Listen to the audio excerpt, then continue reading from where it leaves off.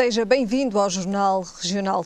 O Governo estabeleceu que as licenciaturas com procura reduzida no ano passado não poderão continuar abertas, ainda que as vagas possam ser canalizadas para outras formações com maior número de interessados. Está dado o primeiro passo para o encerramento de cursos com menos de 10 alunos inscritos.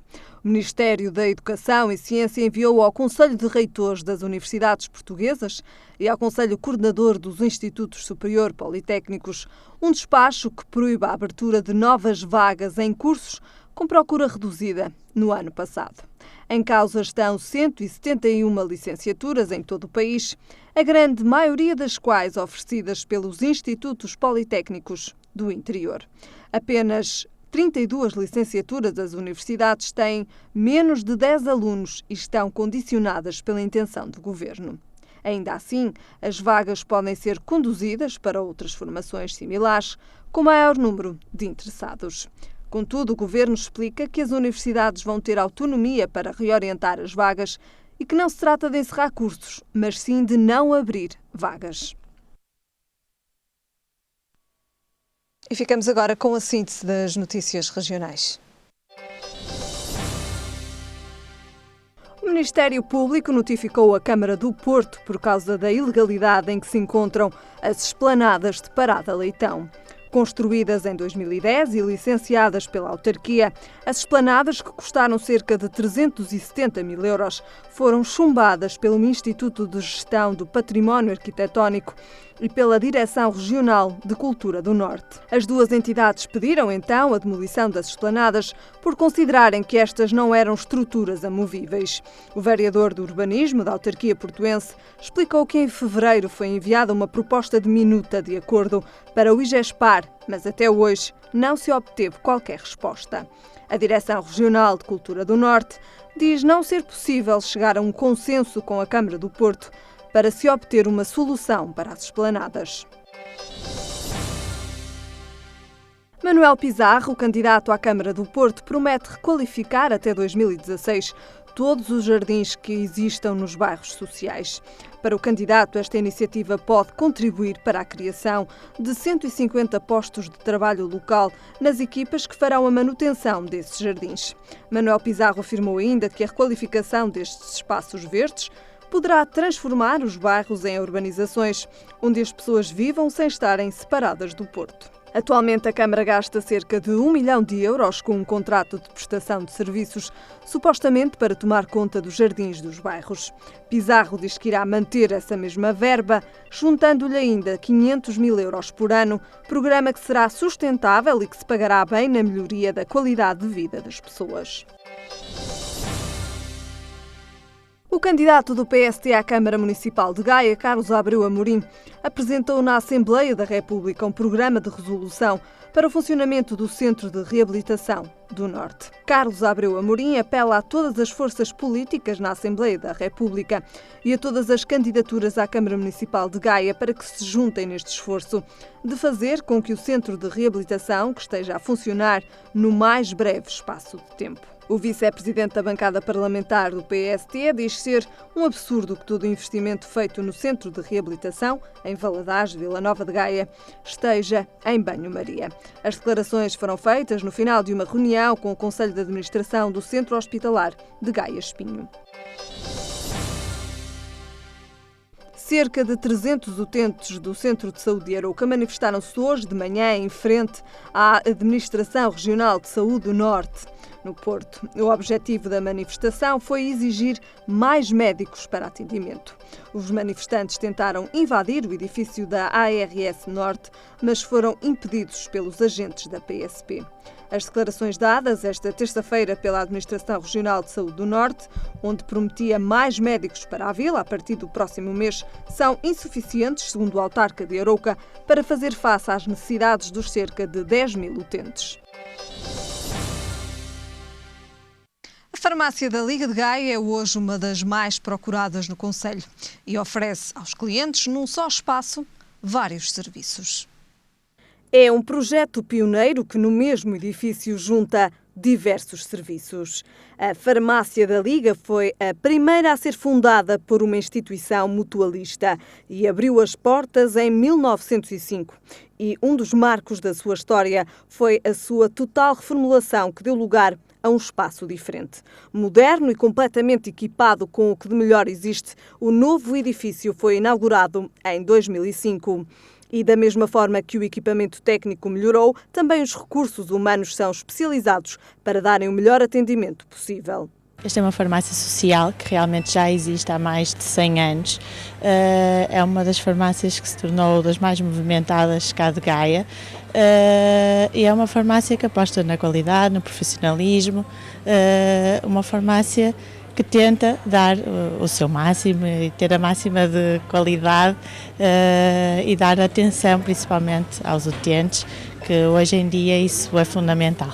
A farmácia disponibiliza ainda o serviço de PharmaDrive para uma maior comodidade dos clientes. Onde a pessoa pode realmente vir à farmácia, ser atendido normalmente também precisamente por um profissional de saúde, mas sem sair no carro. Portanto, isto acaba por ser uma vantagem para as pessoas que têm dificuldades em se movimentar, para quem tem crianças, para toda a gente, ou mesmo por ser mais cómodo, não é? Que às vezes também acontece, por ser mais rápido, as pessoas realmente assim não têm que parar o carro, são atendidas no PharmaDrive, exatamente como se estivessem na parte da loja.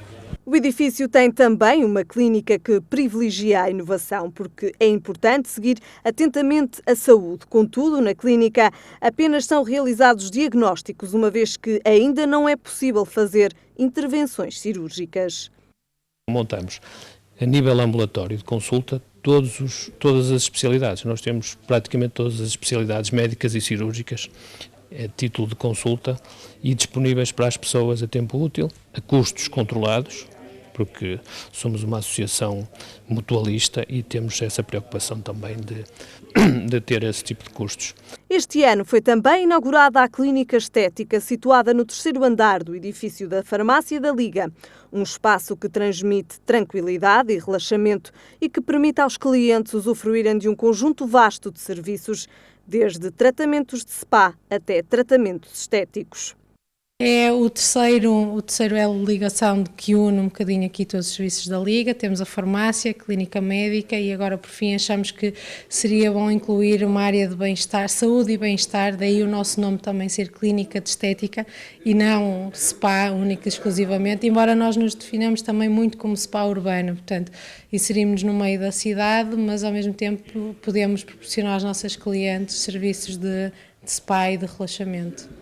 A Liga tem para o futuro alguns projetos que pretendem ser um complemento dos serviços que já têm ao dispor dos clientes. Aproveitarmos um terreno que nós temos aqui anexo às nossas instalações para desenvolvermos na área da saúde, possivelmente um hospital de retaguarda, naquilo que hoje é mais premente, que são os cuidados continuados, até os cuidados paliativos. Enfim, é um investimento muito grande, estamos a analisá-lo e a ponderá-lo, estamos a estudar da sua viabilidade e com certeza que vamos criar as condições para que possamos no futuro, não muito longe, vir a realizar esse projeto. É um projeto arrojado, é um projeto inovador, mas vamos com certeza, com coragem e com força, conseguir realizá-lo. A Liga pretende desta forma continuar a servir os seus clientes da melhor forma e pretende também afirmar a sua importância como instrumento de solidariedade social. É um café emblemático, muitos foram os nomes conhecidos da política, da sociedade e da cultura que pelo Monami já passaram. 50 anos de história e tradição. E tradição tem também as francesinhas que ali são servidas. O segredo esse não nos foi revelado. São memórias e recordações escritas em 50 anos de história. E o tempo passa, mas o Monami mantém a tradição.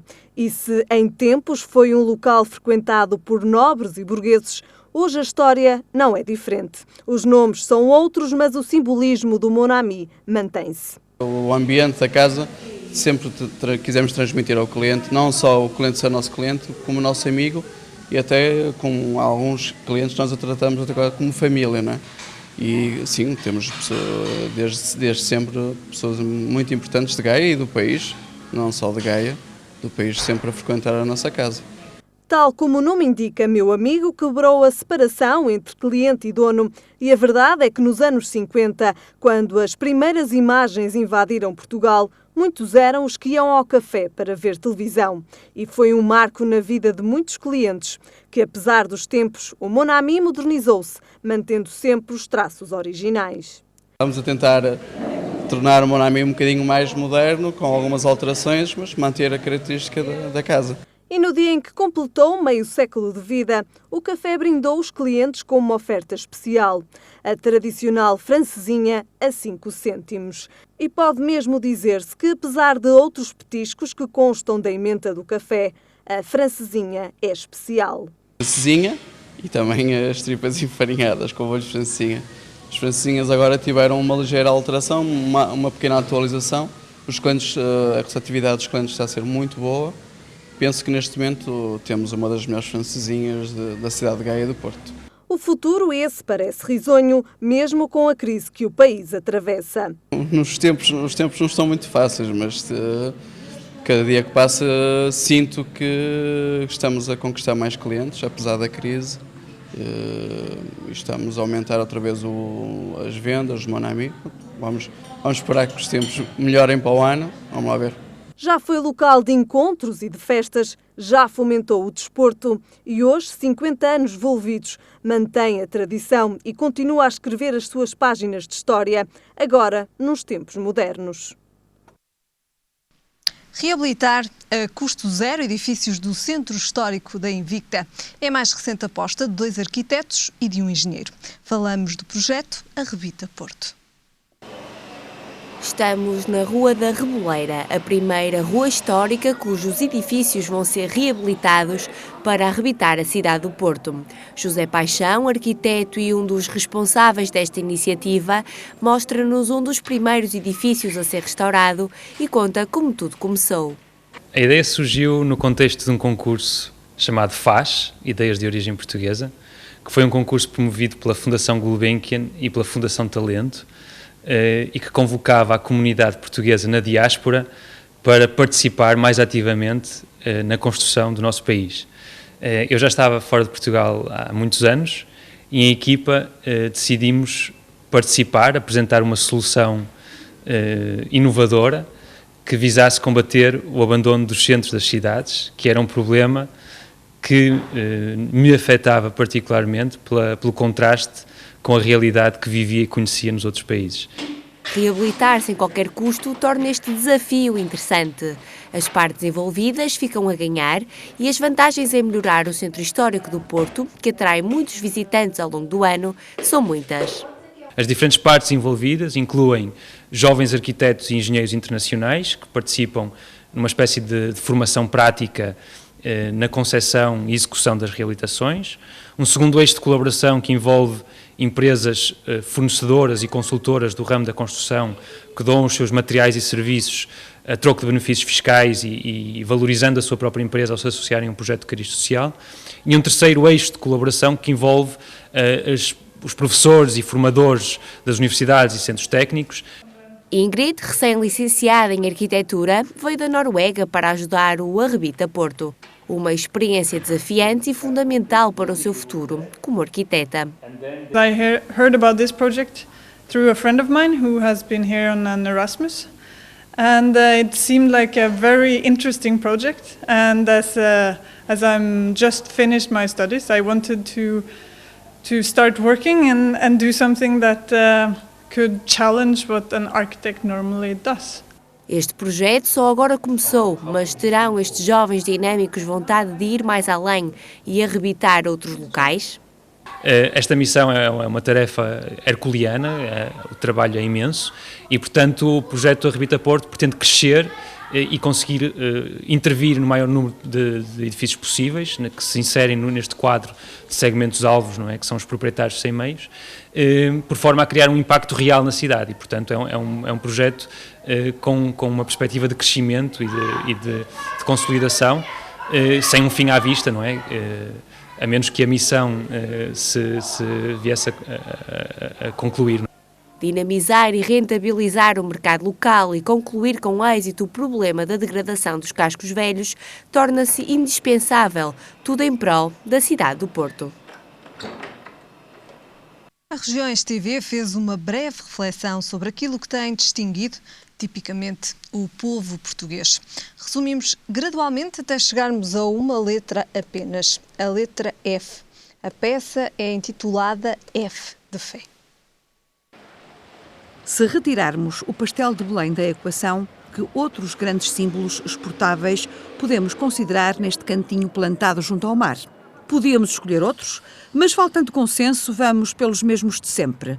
Futebol, fado e Fátima. A ordem pode ou não ser irrelevante. O futebol não se cinge a cristianos ou Josés. Temos também, entre inúmeros outros, panteras e figos. O desporto rei, talvez assim chamado porque só os grandes estão habituados a vencer, está presente no nosso país desde finais do século XIX. Conta a lenda que o primeiro a dar um pontapé na bola, cá entre nós, foi um jovem britânico que vivia na Madeira. Dizem que é uma boa forma de canalizar frustrações que não têm sido poucas para o povo lusitano. O desporto arrasta milhões, tanto de euros como de pessoas, e o mediatismo dos nossos profissionais, que brilham mais alto no estrangeiro, arrasta algum desse foco para o país do seu nascimento, o Portugal do futebol.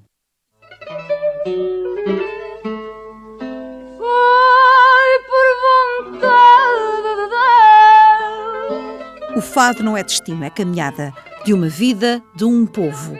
Tem diferentes nomes e caras. Chama-se Amália, chama-se Maria, chama-se Carlos, chama-se Alfredo, chama-se Max. O sentimento pouco se adultera. É lágrima e saudade, é amor e melancolia. É, sobretudo, Portugal. É património mundial da humanidade. Um fadista e uma viola pouco mais é necessário para a criação de monumentos. Dizem os antigos que nasceu em Lisboa e ficou a ser conhecido a partir de meados do século XIX. Era cantiga de marinheiros e trabalhadores, de gente com mãos calejadas que chorava com razão. E Portugal, ainda que por vezes alegre, chora desde então.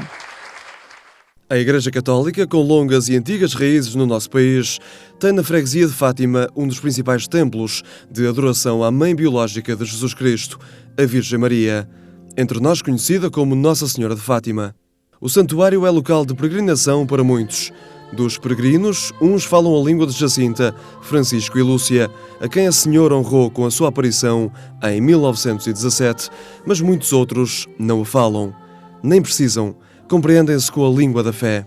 Viajam a partir de todos os cantos do mundo cristão para partilhar e comungar a magia do local. Portugal exporta fé em grandes quantidades e se as condições económicas de uma boa parte da população portuguesa piorarem, só isso nos encherá os bolsos. E depois desta breve viagem pela letra F, passamos agora ao comentário, como já é habitual no Jornal Regional. Comigo tenho César Oliveira. César, boa tarde. Boa tarde, obrigado Helena, pela sua presença.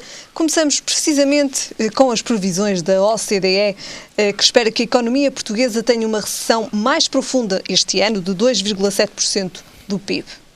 Vai de encontro àquilo que era esperado pelo Governo e também pela Troika?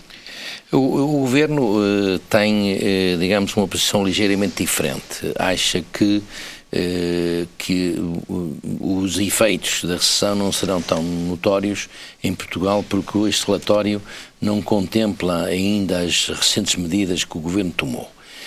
Eu, de todo em todo, acho que algumas metas que são apontadas, alguns números são apontados, nomeadamente aquela que se prende com o desemprego, é preocupante e eu penso que isso vai mesmo acontecer, porque o relatório da OCDE diz que o desemprego vai aumentar em toda a Europa e de uma forma, tão uma expressão, e em Portugal, naturalmente, também vai aumentar, porque e para números de 18,2 este ano e 18,6 no ano que vem. Ora bem, isto é uma situação que preocupa. E se isso acontecer, naturalmente que há uma recessão implícita, porque o emprego, ou por outro, o desemprego gera pobreza, e a pobreza naturalmente se reflete na economia, na recessão. Portanto, eu acredito... Na baixa do poder de compra também? E a baixa do poder de compra. Eu acho que, acredito que vai haver mesmo recessão, embora, de facto, as medidas que o Governo tomou para esse efeito, agora recentemente, nomeadamente aquelas que apontam alguns eixos da economia para a sustentação de empresa e desenvolvimento daquilo que é os chamados bens transacionais para as exportações, eu julgo que aqui vai obviar um pouco a questão da recessão, mas e continua, aliás, o relatório da OCDE continua a apontar que o próximo ano, 2014, vai haver um reganho da economia, pouco significativa, mas irá haver. Portanto, agora, que a recessão é evidente, está aí, isso ninguém tem dúvidas, mas não é só cá, é em toda a Europa, e inclusivamente em todo o mundo. Este cenário, apesar de pessimista, surge também numa altura em que a OCDE diz que haverá um crescimento das exportações. Apesar do cenário pessimista, de facto, este crescimento das exportações é de alguma forma positivo para Portugal? É positivo para Portugal e prende-se, por um lado, a OCDE tem a expectativa que o país está a trabalhar nesse sentido. Veja, esses tais eixos da economia que se foram anunciados e que, de alguma forma, estão a ser acompanhados pelo Banco Alemão, de Fomento Alemão, nomeadamente aquelas parcerias que a semana passada falámos cá para a participação das empresas portuguesas, isso vai claramente aumentar as exportações e isso fará de que o que não acontece, por exemplo, na Grécia, com a baixa das exportações, com a baixa do desemprego, com a baixa nomeadamente com imposições aos trabalhadores, portanto, há uma recessão ainda muito maior, não é? Portanto, e que não aponta, o relatório da OCDE não aponta para a Grécia nenhum crescimento para o ano 2014. E, apesar de tudo, Portugal está contemplado para que haja realmente um aumento da nossa capacidade de podermos ressurgir. Diz, no entanto, o relatório da OCDE que cortes nas pensões e no emprego público parecem inevitáveis. Por um lado, dizem que parecem inevitáveis, mas por outro lado o relatório aponta que não se deve aplicar mais medidas de austeridade, porque isso faz perigar, digamos, a sustentabilidade. Ora, o relatório nessa matéria é um pouco controverso. E naturalmente que também é uma visão da economia que é real, quer dizer, não se pode aplicar medidas de contenção naquilo que são os direitos dos trabalhadores e nomeadamente as regalias, porque isso depois não produz a dita riqueza e não reganha a economia. Portanto, aí eu acho que é controverso. Eu penso que Portugal tem que, e penso que já fez esse compasso de espera na aplicação da austeridade aos portugueses, porque percebeu que se houver condições gravosas para os trabalhadores, que realmente não se consegue ganhar a economia. Muito bem, só para terminarmos este tema do relatório da OCDE e destacando aqui alguns dos pontos mais importantes também daquilo que consta no relatório, a OCDE considera ainda improvável que Portugal consiga cumprir as metas do déficit orçamental deste ano e para 2014. Olha, eu sinceramente também acho que nós vamos ter muita dificuldade em cumprir as metas que estão previstas para 2014. Porque o que é que acontece? É que, de facto, o Tribunal Constitucional, quer se goste, quer não se goste, o Tribunal Constitucional teve que fazer observar aquilo que são os direitos constitucionais dos portugueses e impediu que o Governo aplicasse as medidas que estavam apontadas para fazer a recuperação.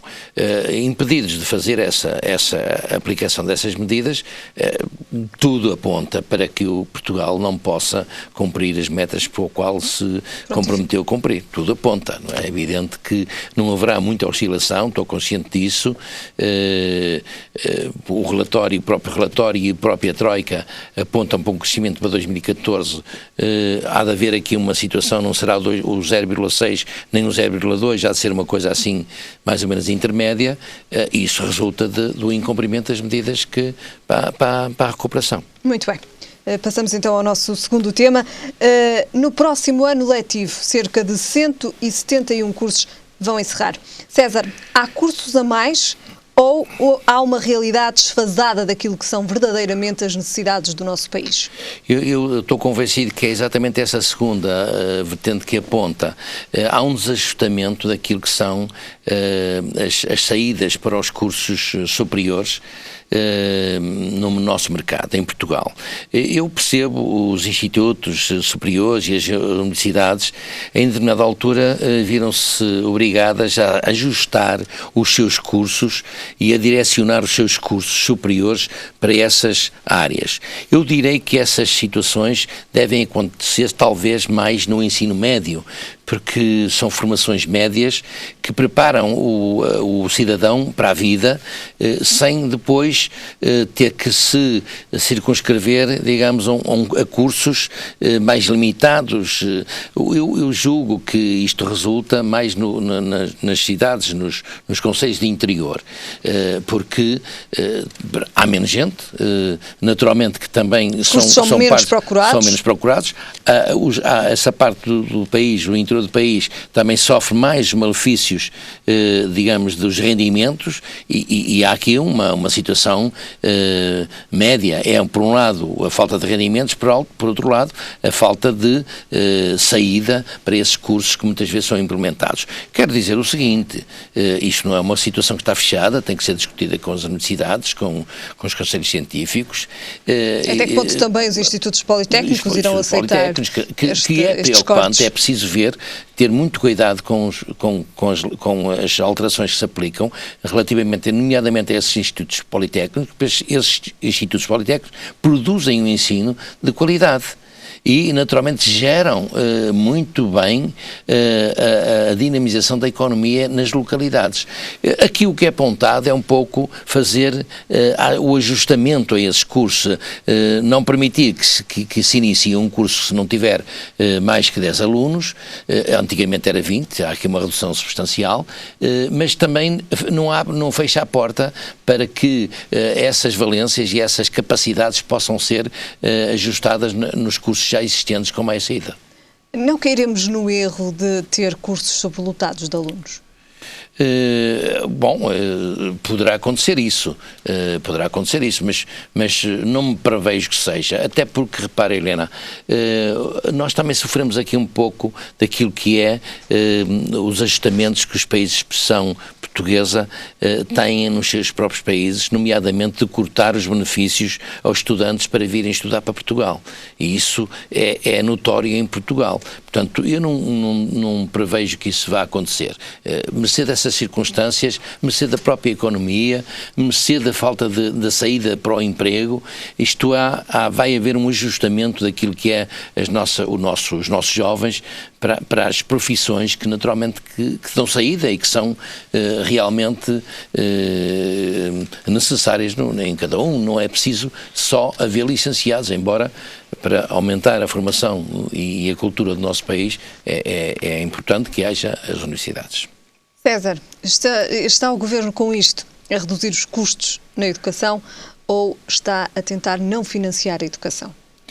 Eu julgo que é simplesmente fazer ajustamentos realistas a essa circunstância.